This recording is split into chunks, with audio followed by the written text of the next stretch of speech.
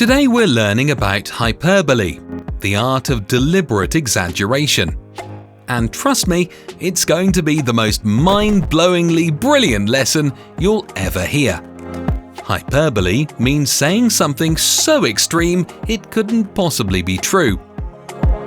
It's a literary technique writers use to create humor, drama, or emphasis.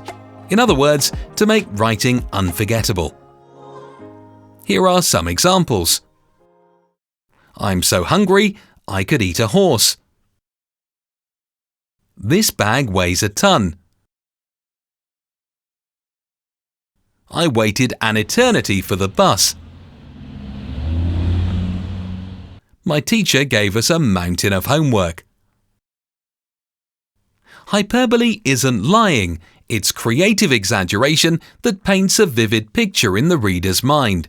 It helps us express powerful feelings in a way that feels alive and imaginative. When you use hyperbole in your writing, it grabs attention and makes your descriptions leap off the page. It's brilliant for stories, speeches, or persuasive writing, any way you want your words to stand out. So, next time you write, don't be afraid to go big.